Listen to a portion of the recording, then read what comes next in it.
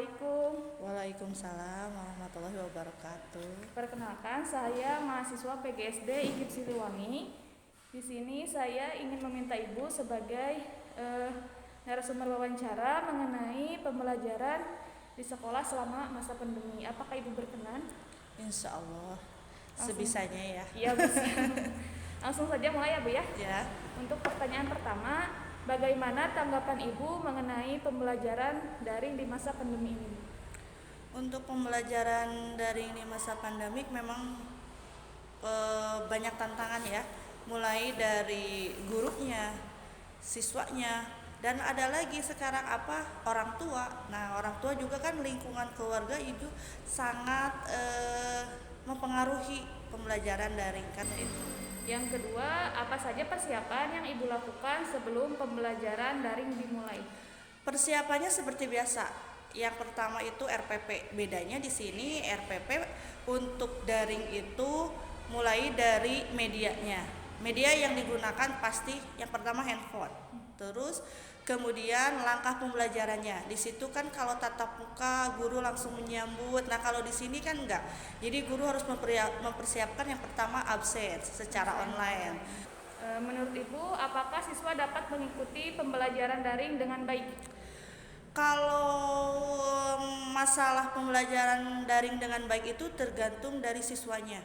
Sebenarnya yang pertama itu untuk pembelajaran daring ini subjek utamanya itu adalah guru. Jadi guru harus benar-benar menekankan peraturan sehingga siswa bisa menjalankan pembelajaran dengan baik. Selanjutnya, bagaimana cara Ibu menyampaikan pembelajaran kepada siswa selama masa pandemi ini? Kalau cara saya, cara pembelajaran saya itu pertama kan sekarang banyak ya mahasiswa yang harus tugasnya itu membuat YouTube pembelajaran. Nah, di situ mungkin kita sebagai guru harus memilah gitu mana video yang sesuai materi, mana. Jadi anak bisa dikasih link pembelajaran. Bagaimana Ibu dalam batasan pengumpulan tugas anak-anak? Nah, kalau saya di sini karena memang semua siswa itu enggak ada yang semua punya handphone, kemudian ada yang punya tapi dibawa orang tua. Nah, di situ kita harus memberi perhatian. Misalnya siswa boleh mengerjakan sampai jam 1. Itu batasnya. Tapi ada dispensasinya ketika siswa HP-nya dibawa orang tua misalkan jam 9. Tapi syaratnya siswa harus konfirmasi terlebih dahulu sama gurunya. Nah Bu, kalau masa pembelajaran daring ini kan kalau pendidikan karakter susah ya Bu ya? Iya. Nah kalau inisiatif Ibu itu bagaimana cara pembelajaran karakter kepada anak? Yang pertama itu tadi, yaitu dengan memberikan tata tertib. Yang pertama kebiasaan. Yang pertama religius kan. Karakter religius itu pembiasaan yang pertama itu adalah sholat duha. Seperti biasa kan di MI Baitur Rahim, kalau tatap muka kan sebelum pembelajaran itu sholat duha dulu. Nah, ini juga sama. Jadi pembiasaan setiap hari ditekankan untuk sholat duha. Itu bisa berupa foto, voice note, saya sudah melaksanakan sholat duha. Nah, itu sholat duha dulu religius. Kemudian mandiri. Nah, ada anak yang bisa sendiri, ada anak yang harus dibantu dengan orang tua. Nah, oleh karena itu kita harus bisa melihat ini benar-benar anak tuh sendiri apa dibantu, itu harus bisa tahu gitu dengan adanya pemantauan karakteristik siswa. Untuk terakhir nih Bu, pertanyaan terakhir, bagaimana tanggapan Ibu tentang pembelajaran daring untuk kedepannya? Apa harapan Ibu? Harapannya ya intinya pembelajaran daring ini berjalan dengan lancar, tidak ada misalkan. Nah, sebenarnya menanamkan daring itu kan sulit, kendalanya banyak sekali gitu. Tapi bagaimana kita menyikapinya itu tergantung gurunya sebenarnya. Nah, guru itu harus memotivasi, intinya motivasi anak dulu. Yang pertama hilang motivasi dari daring itu kan membaca. Membaca sudah hilang sekarang. Banyak kan anak kalau ada pertanyaan tinggal cari Google aja. Padahal materi itu ada di LKS gitu. Nah, di situ bagaimana guru bisa minat baca dulu nih, ditingkatkan dulu. Apa dengan apa? Mungkin dengan tugas membacalah voice note gitu. Anak bisa membaca dulu gitu, dengan adanya tugas itu anak ada minat membaca. Nah, kedepannya mudah-mudahan dengan daring ini tidak ada kehilangan motivasi anak untuk semangat belajar, membacanya lebih semangat lagi, dan tentunya mungkin dari HP internet mungkin dia lebih kreatif lagi, ternyata ada video ini, tapi ke arah yang positif gitu. Jadi pembelajaran daring ini diharapkan anak lebih kreativitas.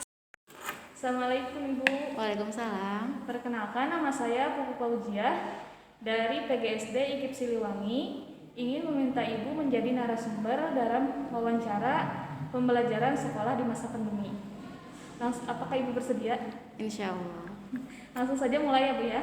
Oke. Untuk pertanyaan pertama, bagaimana tanggapan Ibu mengenai pembelajaran daring di masa pandemi ini, khususnya di RA Ibu ya? Ya. Karena kita emang harus taat aturan ya. Walaupun sebetulnya untuk jenjang PAUD itu atau RA mungkin kurang efektif untuk daring ini. Tapi ya sebisa mungkin kita ikuti peraturan lah gitu. Ya, Bu. Lalu Bu, untuk sebelum memulai pembelajaran apa aja yang harus disiapkan oleh guru? Seperti biasa kita harus ada program dulu, seperti ikutin kurikulum gitu ya. Ada Prota, Promes, RPPH, RPPM seperti itu. Menurut Ibu, dalam pembelajaran daring ini apakah siswa dapat mengikuti pembelajarannya dengan baik atau gimana? Kita sebisa mungkin bekerja sama dengan orang tua ya. Jadi gimana orang tuanya? Kalau orang tuanya mungkin perhatian sama anaknya, dapat bekerja sama, insya Allah pembelajarannya mungkin bisa diikuti sama anak gitu. Jadi kita daring 1 minggu itu ada 2 kali tugas. Biasanya kalau nggak hari Senin atau Kamis dikondisikan saja. Penyampaiannya kita melalui medianya handphone ya. Biasanya kalau untuk tugas kita sampaikan lewat PA saja, lewat WhatsApp. Kadang-kadang juga kita suka ada pakai Google Meet, atau ya kalau itu video call gitu sama anak. Seperti itu. Ya penyampaian tugasnya menyangkut PAI, tugas PAI, terus kognitif sama life skill. Ya. Lalu untuk pengumpulan tugas, apakah ada batasan waktu-waktunya untuk mengumpulkannya? Sebetulnya harusnya ada, tapi kadang kan orang tua itu waktunya juga harus tidak sama ya, ada yang bekerja gitu. Jadi biasanya kalau nggak hari ini harus beres mungkin besok, tapi suka ada aja orang tua yang ngumpulinnya misalkan 2 hari kemudian, tapi ya nggak apa-apa gitu, kita jadi, toleransi lah. Toleransinya gitu. Ya Bu ya. Nah, apakah dalam pembelajaran apakah yang menjadi acuan kalau siswa itu bisa memahami pembelajarannya Bu? Acuannya mengerjakan tugas dengan baik sampai selesai gitu, walaupun itu mungkin gimana orang tuanya di rumah ya seperti itu. Lalu bagaimana dalam pembelajaran daring ini kan pendidikan karakter susah ya Bu ya? Iya. Dikasihnya. Iya. Nah, bagaimana di sini cara mensiasatinya untuk menyampaikan pendidikan karakter kepada anaknya? Lalu Bu, untuk saat pembelajaran pandemi gini kan pendidikan karakter sulit untuk diberikan kepada anak. Lalu bagaimana di sini cara mensiasatinya untuk tetap memberikan pendidikan karakter? Ya, kita berikan tugas berupa pembiasaan. Misalkan pembiasaan membantu orang tua, terus mengikuti ibadah seperti gerakan sholat, seperti itu, mengaji, ya kira-kira seperti itu. Lalu Bu, bagaimana solusi yang diberikan jika ada siswa yang susah, kan beda ya tingkatannya, ada yang susah untuk memahami pembelajarannya, untuk mengikuti pembelajarannya? Itu harusnya ada home visit ya. Soalnya kalau daring sebetulnya anak usia dini itu mungkin kita susah untuk menilai atau melihat perkembangannya. Seharusnya kita bekerja sama dengan orang tua, mengadakan home visit. Oh iya. Iya, jadi kita berkunjung ke rumah anak tersebut. Jadi lebih efektif ya Bu ya? Iya, seperti itu. Pertanyaan terakhir Bu, Bagaimana harapan Ibu atau tanggapan Ibu tentang pembelajaran daring ini ke depannya? Mudah-mudahan pandemi ini cepat berakhir ya, soalnya untuk daring untuk anak usia dini saya rasa kurang efektif, karena kan anak usia dini itu diutamakan itu bukan hanya kognitif, tapi kita ada 6 aspek perkembangan. Ada agama dan moral, fisik, motorik. Nah kan kalau di sekolah kan kita melihat anak ada motorik kasar, motorik halus kan. Kalau di rumah kan kita tidak kurang ini gitu, kurang tahu. Terus sosial emosional kan kita harus lihat anak bergaul dengan teman-temannya. Terus kemandiriannya, bagaimana kalau anak itu berpisah dengan orang tuanya kan, seperti itu, berteman, sabar menunggu giliran dan lain-lain seperti itu. Ya mudah-mudahan kedepannya bisa gitu ada pembelajaran tatap muka dengan anak-anak seperti itu.